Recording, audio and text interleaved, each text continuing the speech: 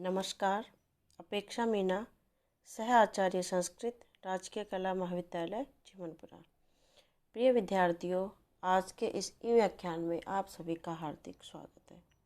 बच्चों, आज हम बीए प्रथम वर्ष संस्कृत के द्वितीय प्रश्न पत्र के अंतर्गत किरातार्जुनीयम, महाकवि भारवी विरचित किरातार्जुनीयम के प्रथम सर्ग का अध्ययन करना प्रारंभ करेंगे। इससे पूर्व के वीडियो में हमारा बीए प्रथम वर्ष का क्या पाठ्यक्रम है वो मैंने आपके साथ चर्चा की थी उस विषय में, और जो हमारा जो पाठ्य पुस्तक हमारी किरातार्जुनीयम है उसके बारे में संक्षेप में मैंने आपसे थोड़ा सा इसके बारे में भी मैंने आपसे इससे पूर्व के वीडियो में आपसे चर्चा की थी। आज हम अब उसी क्रम में आगे बढ़ते हैं और आज हम भारवी विरचित किरातार्जुनीयम के प्रथम सर्ग का अध्ययन करना प्रारंभ करेंगे। तो देखिए, प्रथम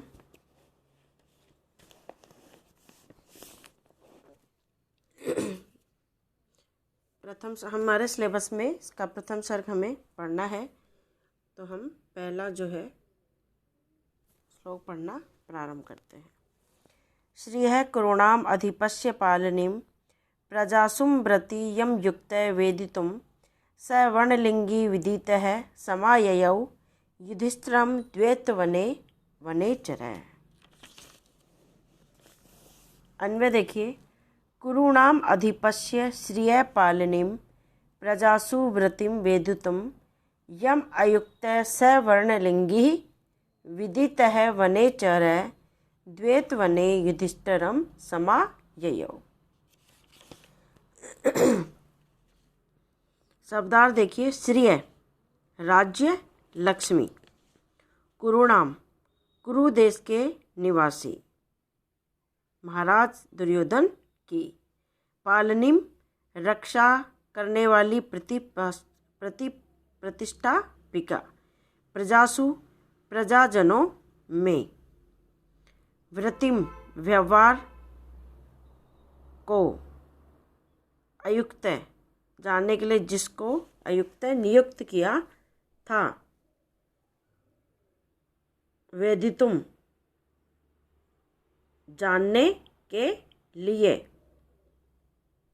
वर्णलिंगी ब्रह्मचारी का रूप धारण करने वाला, विदित जान लिया गया है जिसके द्वारा, समाययौ वापस आ गया है, युधिष्ठिर पांडव के समीप में, द्वैतवनई द्वैत नामक वन में, वनेचर अरण्यवासी किरात या भील। ये शब्दार्थ हुआ। अब देखिए इसका प्रसंग क्या चल रहा है, क्या संदर्भ है कि प्रस्तुत पद्य जो है वह हमारी पाठ्य पुस्तक भारवी विरचित किरातार्जुनीयम नामक महाकाव्य के प्रथम सर्ग से लिया गया है। इस काव्य में महाभारत का कथानक है। जब महाराज धर्मराज युधिष्ठिर ने कौरव नरेश दुर्योधन के साथ जुआ खेला तो छल कपट के कारण युधिष्ठिर उसमें पराजित हो गए और उसमें अपना सर्वस्व हारकर भीम आदि अनुज व द्रौपदी पत्नी के साथ 12 वर्ष तक वन में निवास करने के लिए आ गए। उस समय उनके मन में यह विचार उत्पन्न हुआ कि वह दुष्ट दुर्योधन किस प्रकार राज्य करता है। उसकी नीति अथवा अनीति को जानने के लिए महाराज युधिष्ठिर ने एक वनेचर भील को अपना गुप्तचर बनाकर युधिष्ठिर के समीप भेजा। उसने ब्रह्मचारी का वेश बनाया, हस्तिनापुर जाकर सब कुछ मालूम किया तथा वह वनेचर का रूप धारण करने वाला वह गुप्तचर पुनः युधिष्ठिर के समीप आया। उसके बाद जो कुछ हुआ उसका यहाँ पर वर्णन किया जा रहा है। देखिए, कुरुणाम अधिपस्य, कुरुणाम अधिपस्य, कुरुणाम कौरवों के, अधिपस्य स्वामी कौन थे? दुर्योधन। कौरवों के स्वामी दुर्योधन की श्रिय राज्य लक्ष्मी का पालन करने वाले तथा प्रजासु प्रजाओं में व्रतिम उसकी व्रति को उसको व्यवहार को जानने के लिए यम अयुक्त है। वेदितुम जानने के लिए यम जिसे अयुक्त है जिसे नियुक्त किया गया था स वह वर्णलिंगी ब्रह्मचारी के वेश वाला विदित है संपूर्ण विवरण को जानने वाला द्वैतवन में युधिष्ठिरम समाययो युधिष्ठिर के पास आया। क्या कह रहे हैं कि कौरवों के स्वामी दुर्योधन की राज्य लक्ष्मी का पालन करने वाले तथा प्रजाओं में उसके व्यवहार को जानने के लिए जिसे नियुक्त किया गया था वह ब्रह्मचारी के से वेश को धारण करने वाला पूरे विवरण को जानने वाला वह वनेचर द्वैतवन में युधिष्ठिर के पास आया।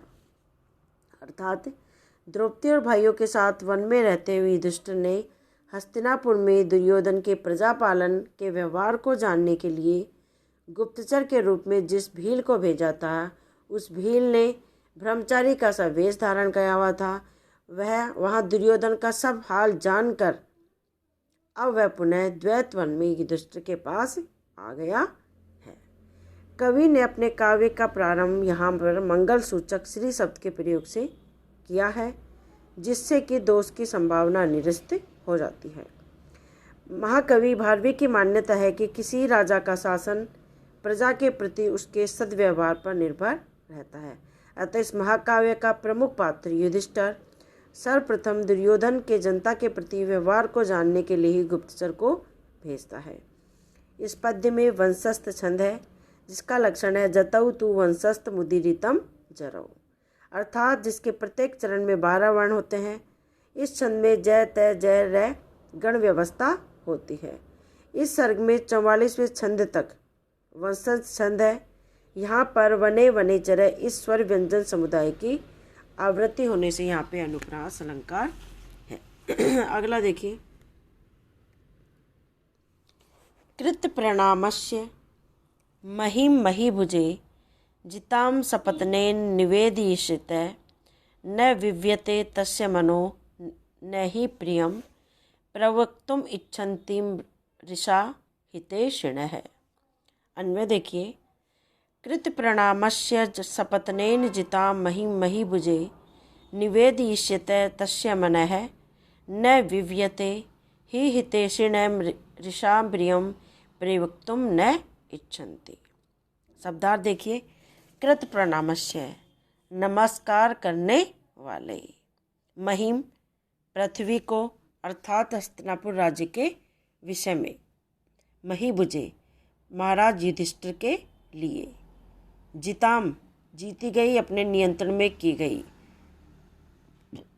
सपत्नेन शत्रु के द्वारा या दुर्योधन के द्वारा, निवेदयिष्यत निवेदन करने की इच्छा करने वाले, न विव्यते दुखी नहीं हुआ, तस्य मनो उसका मन, न ही प्रियम क्योंकि मन है चित्त, प्रियम अच्छे लगने वाले वचन, प्रवक्तुम कहना, इच्छन्ति इच्छा करते हैं, ऋषा असत्य या गलत निरर्थक, हितैषिण भलाई चाहने वाले हितैषी गण। देखिए प्रस्तुत पद्य में वनेचर की दूत गुण संपन्नता के विषय में बताया जा रहा है। कृत प्रणामस्य किया है प्रणाम जिसने, सपत्नेन जिताम महिम महीभुजे और दुर्योधन से वशीकृत राज्य के बारे में कहने की इच्छा रखने वाले उस वनेचर का मन तनिक भी दुखी नहीं हुआ।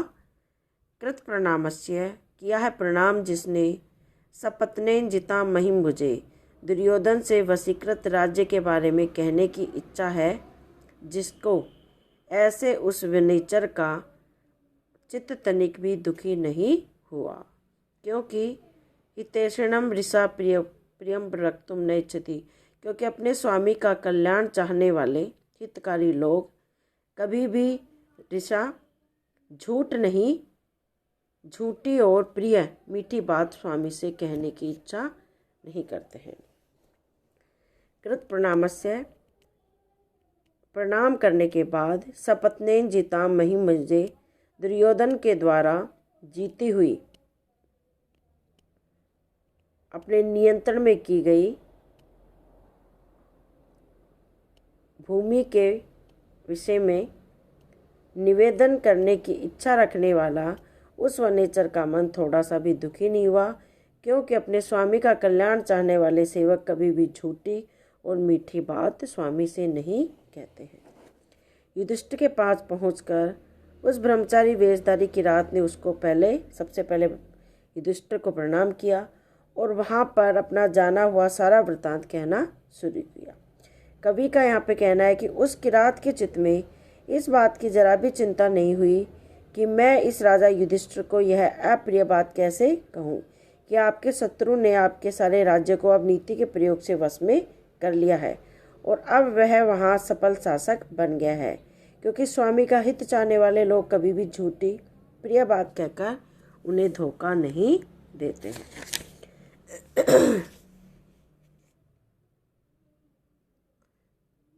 गुप्तचर का यहाँ जो सर्वप्रथम पहला गुण बताया गया है वह सत्यवादिता। युधिष्ठिर के द्वारा नियुक्त गुप्तचर किरात भी बिना किसी लाग लपेट के निशंक होकर यथादृष्ट स्थिति का सही सही वर्णन करता है, क्योंकि हितैषी व्यक्ति कभी भी चाटुकारिता करना पसंद नहीं करते। इस पद्य में अर्थांतर न्यास अलंकार है। कहाँ होता है? जहाँ सामान्य का विशेष के द्वारा और विशेष के द्वारा सामान्य का कथन किया जाता है, और मही भुजे आदि में वृत्ति अनुप्रास अलंकार है और छंद तो वही वंशस्थ। अगला देखिए,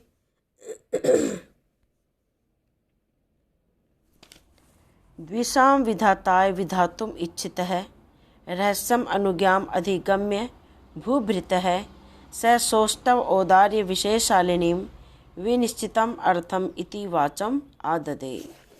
अन्वय, सह द्विषाम विघाताय विधातुम इच्छित है, भूभृत है, रहसी अनुज्ञाम अधिगम्य सोष्टव औदार्य विशेषशालिनीम विनिश्चितम अर्थम इति वाचम आददे। यहाँ पे प्रसंग चल रहा है कि अपने प्रिय राजा को कटु और निष्ठुर उक्ति सुनाना उचित नहीं है। ऐसी आशंका होने पर भी अपने स्वामी की आज्ञा से कहना दोषपूर्ण नहीं है। अतः ऐसा विचार कर इस श्लोक में कहा जा रहा है। शब्दार्थ देखिए, द्विषाम शत्रुओं के, विघाताय मारने के लिए, विधातुम इच्छा करने के लिए, रहसी अनुज्ञाम अधिगम्य इच्छा करने वाले, रहसी एकांत स्थान में, अधिगम्य प्राप्त करके, भूभृत राजा युधिष्ठिर के, स उस किरात ने वनेचर ने, सोष्टव औदार्य विशेष शालिनीम शब्दार्थ विशेष से सुशोभित,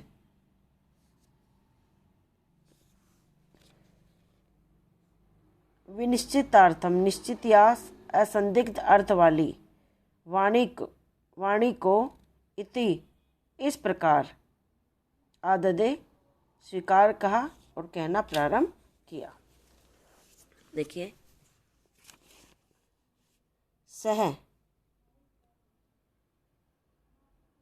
द्विषाम विघाताय विधातुम इच्छित है, शत्रुओं के नाश करने के लिए, द्विषाम विघाताय विधातुम इच्छित है, शत्रुओं के नाश करने के लिए उपाय करने की इच्छा रखने वाले, भूभृत राजा युधिष्ठिर की रहसी अनुज्ञाम गुप्त रीति से आज्ञा को पाकर, स उस वनेचर ने वहाँ सब कुछ समझकर, सोष्टव औदार्य विशेष शालिनीम शब्द और अर्थ के गुणों से पूर्ण निश्चित अर्थ वाली वाणी को युधिष्ठिर से ऐसे बोला।